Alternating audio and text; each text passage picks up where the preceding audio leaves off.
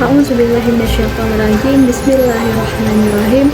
Assalamualaikum warahmatullahi wabarakatuh. Alhamdulillahirabbil alamin wal aqibatu lil muttaqin wala udwana illa zalimin. Wassalatu wassalamu ala asyrafil anbiya'i wal mursalin sayyidina wa maulana Muhammadin wa ala alihi wa sahbihi ajma'in. Amma ba'du.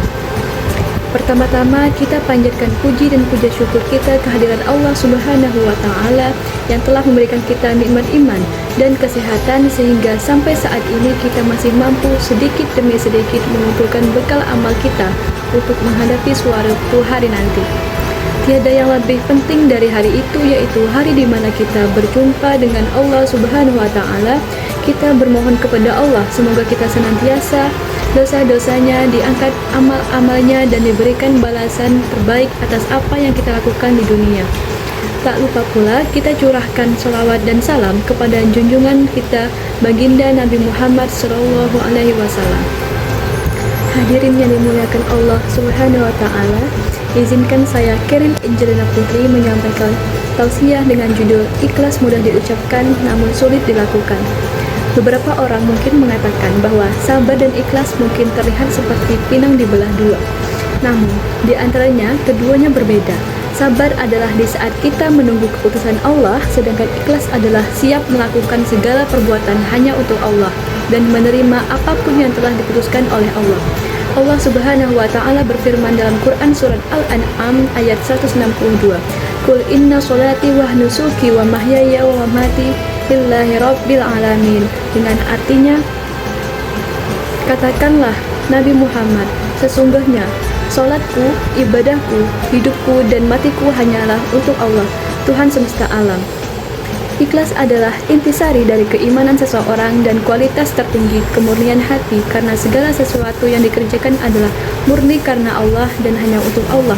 Dalam setiap perbuatan, hal yang pertama kali kita harus lakukan adalah bertanya kepada diri sendiri, apakah niatnya ikhlas untuk Allah atau ada niat lain di belakangnya.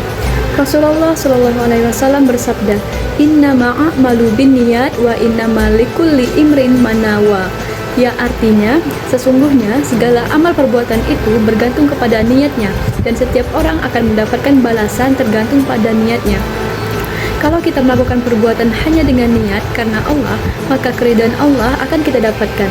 Tapi kalau kita tidak karena Allah, biasanya kekecewaan yang akan didapatkan. Selain itu, keikhlasan juga bisa dilakukan dengan menerima segala ketentuan yang telah Allah tetapkan untuk kita.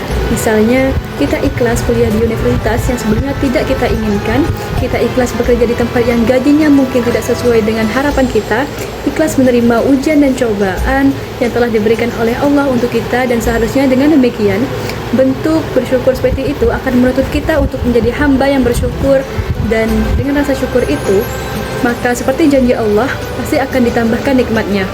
Dan ingatlah kata Tuhanmu, memberitahukan sesungguhnya jika kamu bersyukur, pasti kami akan menambah nikmat kepadamu, dan jika kamu mengingkari nikmatku, maka sesungguhnya azabku sangat pedih.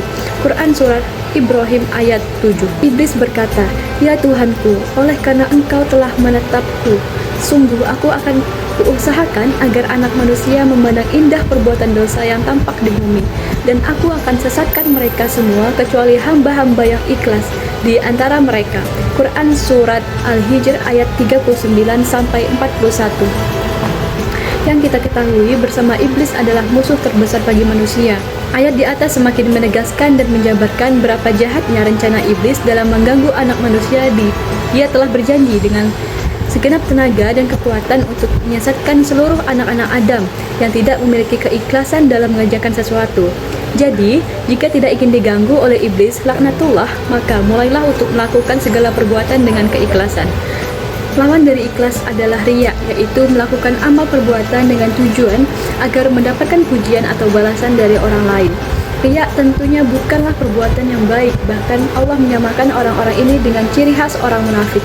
Allah berfirman, sesungguhnya orang-orang munafik itu menipu Allah, dan Allah akan membalas tipuan mereka, dan apabila mereka berdiri untuk sholat, mereka berdiri dengan malas. Mereka bermaksud riya dengan sholat itu, di hadapan manusia dan tidaklah mereka menyebut Allah kecuali sedikit sekali.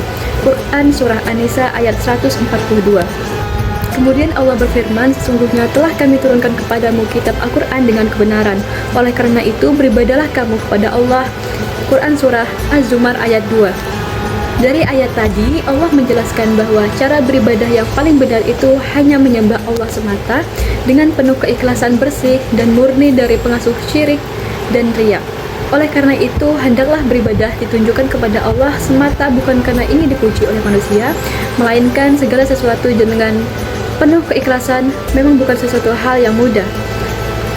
Hadirin yang dimuliakan oleh Allah Subhanahu wa taala, hidup dan bergeraknya jasad adalah dengan ruh, maka ruh dari segala amal dan ikhlas. Tanpa keikhlasan, amal kita akan menjadi hampa. Ikhlas menjadi ukuran seberapa besar pahala yang akan kita dapat.